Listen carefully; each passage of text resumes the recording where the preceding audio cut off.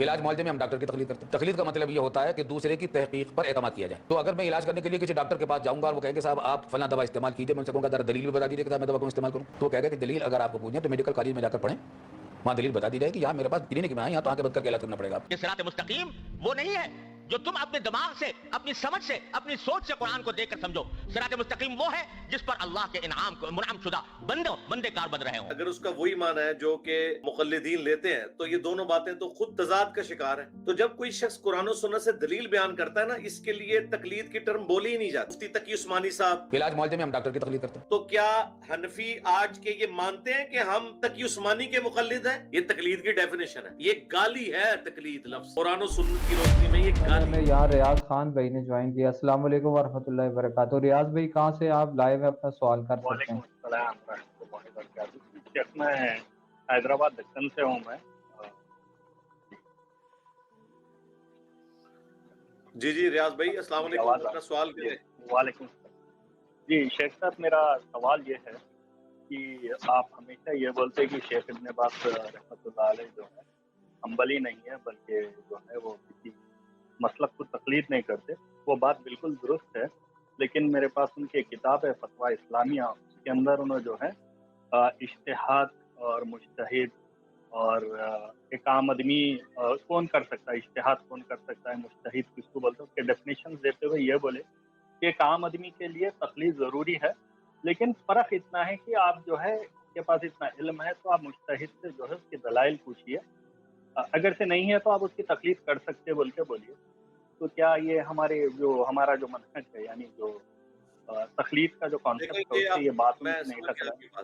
جی یہ دونوں باتیں آپ دنیا کی کسی عدالت میں لے جائیں تو کتنی کنٹراڈکٹری ہیں جو انہوں نے کی ہیں. صورتحال یہ ہے کہ تقلید مطلق جہاں تک ہے, اس میں تو کسی بھی عقل مند آدمی کو نہ کوئی اشکال ہو سکتا ہے, نہ اعتراض پیدا ہو سکتا ہے, نہ کوئی الجھن پیدا ہونی چاہیے.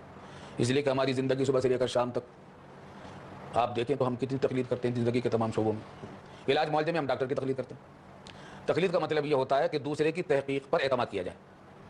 تو اگر میں علاج کرنے کے لیے کسی ڈاکٹر کے پاس جاؤں گا اور وہ کہیں گے صاحب آپ فلاں دوا استعمال کیجیے, میں ان سے کہوں گا ذرا دلیل بھی بتا دیجیے کہ صاحب میں دوا کو استعمال کروں, تو وہ کہے گا کہ دلیل اگر آپ کو پوچھیں تو میڈیکل کالج میں جا کر پڑھیں, وہاں دلیل بتا دی جائے کہ یہاں میرے پاس کلینک میں آئے, یہاں تو آنکھیں بند کر کے علاج کرنا پڑے گا آپ کو. اسی کا نام تقلید ہے. اسی طریقے سے کوئی قانونی مسئلہ ہے, مجھے ایک مقدمہ لڑنا ہے, ایک ماہر وکیل جو تجربہ کار ہے, جس کی پوری زندگی اس کے اندر مہارت میں گزری ہے عدالتوں میں مقدمات میں, تو میرے لیے سوائے اس کے کوئی چارہ کار نہیں کہ میں اس کی تقلید کروں.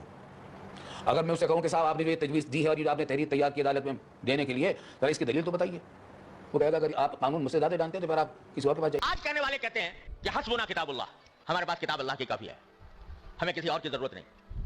ہم کتاب اللہ کو خود دیکھیں گے, خود سمجھیں گے, اور خود دیکھ کر اور سمجھ کر جو ہمارے طریقہ سمجھ میں آئے گا اس پر چل پڑیں گے.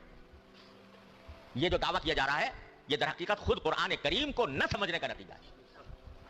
پہلی صورت میں سورہ فاتحہ میں اللہ تبارک و تعالیٰ نے واضح طور پر بیان فرما دیا کہ صراط مستقیم وہ نہیں ہے جو تم اپنے دماغ سے, اپنی سمجھ سے, اپنی سوچ سے قرآن کو دیکھ کر سمجھو.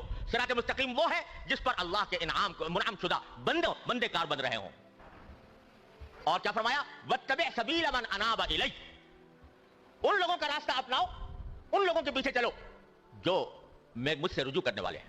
سبیل من اناب الی, وہاں پر بھی کتاب کا حوالہ نہیں دیا, وہاں پر بھی حوالہ دیا رجال کا حوالہ دیا, رجال اللہ کا حوالہ دیا. تو اس کا یہی وجہ ہے کہ حضرت نبی کریم صلی اللہ علیہ وسلم کے وقت سے لے کر آج تک دین کی صحیح تعبیر و تشریح جو متوارث چلی آئی ہے, اس کا راستہ یہی تھا کہ صحابہ کرام نے حضور اقدس صلی اللہ علیہ وسلم کی صحبت حاصل کی, اور پھر ان صحابہ نے تابعین کی تعلیم دی, ان کی تربیت کی, وہ تابعین بن گئے. تابعین کے بعد تبع تابعین آئے, وہ تبع تابعین بن گئے. یہ سلسلہ روز اول سے اسی طرح چلا آ رہا ہے اور انشاءاللہ قیامت تک اسی طرح جاری رہے گا. ایک طرف وہ خود کہہ رہے ہیں کہ میں قرآن و سنت سے فتوے دیتا ہوں, لوگ مجھے حنبلی سمجھتے ہیں, حالانکہ میں احمد بن حنبل کا پیروکار نہیں ہوں, بلکہ میں قرآن و سنت سے بات کرتا ہوں. جب بندہ یہ بات کر لے, اس کے بعد جو آپ والی بات ہے, اگر اس کا وہی معنی ہے جو کہ مقلدین لیتے ہیں, تو یہ دونوں باتیں تو خود تضاد کا شکار ہیں. تو ہم اس پہ سمپلی یہ کہیں گے کہ جو انہوں نے پہلے بات کی ہے نا, وہی بات حق ہے. رہی دوسری بات, تو اس بات کو اس کے پیرائے میں سمجھنا چاہیے. جس طرح آپ مسائل پوچھنے کے لیے میرے پاس آئے تو میں قرآن و سنت سے آپ کو دلیل بیان کروں گا. تو جب کوئی شخص قرآن و سنت سے دلیل بیان کرتا ہے نا, اس کے لیے تقلید کی ٹرم بولی ہی نہیں جاتی. तकलीद एक नोटोरियस टर्म है, इसको जानबूझ के तकलीद का लफ्ज बोलना है इसके ऊपर। तकलीद तो कुरान और सुन्नत में कहीं टर्म ही नहीं है। कुरान और सुन्नत में है इताअत अल्लाह की, इताअत उसके रसूल की, इत्तबा करना। तकलीद नाम की कोई टर्म कुरान और सुन्नत में एग्जिस्ट ही नहीं करती। जो चीज कुरान और सुन्नत में एग्जिस्ट ही नहीं करती उसे टर्म के तौर पे पहले अडॉप्ट करना और फिर ये कहना कि आम बंदे के ऊपर वो वाजिब है, तो वो तो खुद ब खुद ही मुकदमे को खत्म करने वाली बात है। आम आदमी के ऊपर जो वाजिब है वो तो कुरान ने बता दिया है, अतीउल्लाह व अतीउर रसूल व उलिल अम्रि मिनकुम, इताअत अल्लाह की, उसके रसूल की, और जो तुम में हुक्मरान है। फ़इन तनाज़अतुम फ़ी शैइन फरुद्दू इलल्लाहि व रसूल, अगर तनाज़ा हो जाए तो अल्लाह और उसके रसूल की तरफ बात को पलटाना है। अब अगर आप वाली बात सही मान ली जाए तो होना चाहिए था कि अगर तनाज़ा हो जाए तो आपने मुजतहिद की तरफ लौटाना है, वो आपको बताएगा कि कौन ठीक है कौन गलत है। नहीं, कुरान और सुन्नत बताएंगे। तो ये बड़े बड़े जो ब्लंडर्स हैं कई मामलात में वो मुजतहिदीन से ही हुए हैं, उधर आप क्या बात करेंगे फिर? इतने बड़े बड़े ब्लंडर मुजतहिदीन ने किए हैं, तो अगर हमें कुरान और सुन्नत से ये पता चल गया कि हमारे मुजतहिद ने जो कि अहल था इज्तिहाद करने का, इतना बड़ा ब्लंडर उसने किया है, तो अब हम कहें कि नहीं चूंकि उसने वो मुजतहिद था लिहाजा हम उसकी उस ब्लंडर को भी लेके चलेंगे, तो भाई ये तो कुरान और सुन्नत की तालीमात बिल्कुल नहीं है। कुरान और सुन्नत ने तो हमें ये बताया कि आपने अल्लाह और उसके रसूल की एब्सोल्यूट इताअत करनी है, उसके बाद जिसकी भी करनी है दलाइल के साथ। अब दलाइल के साथ जब किसी की पैरवी की जाती है उसकी तकलीद नहीं कहलाती।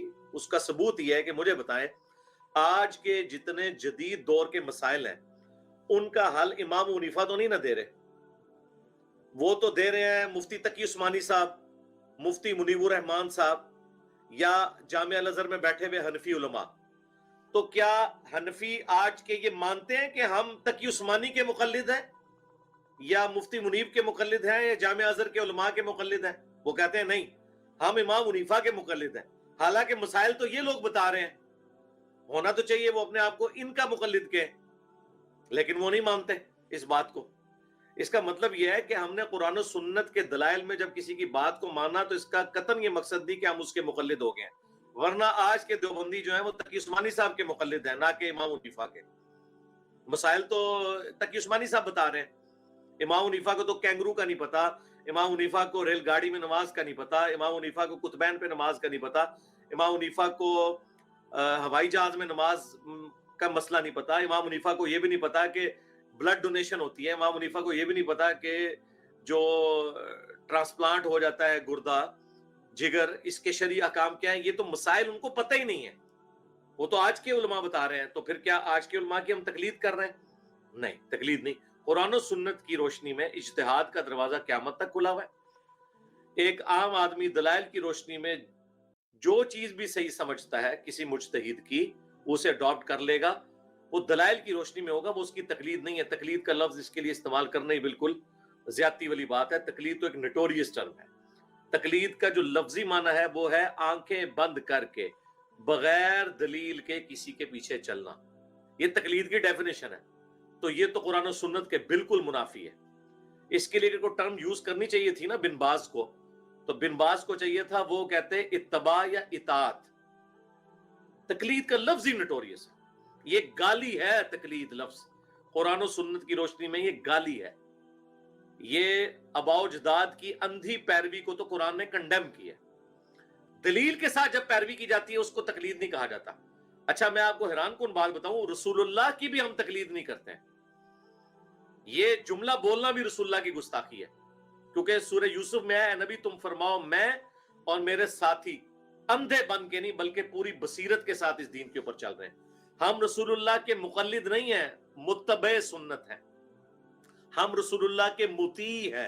ये दो टर्म है, इताअत और इत्तबा। तकलीद की टर्म ही बिल्कुल फ्रॉड है। अपना सेकंड क्वेश्चन कर लें। सेकंड क्वेश्चन ये है अली भाई कि क्वेश्चन ये है, बादफ्ता एक छोटी सी शिकायत है आपसे मेरे को, अगर से आप शिकायत रहने दे मेरे ज़्यादा देर, सिर्फ सवाल के लिए मैं बैठा हूं इधर। शिकायत की कोई जरूरत नहीं है, आप सवाल कर लें।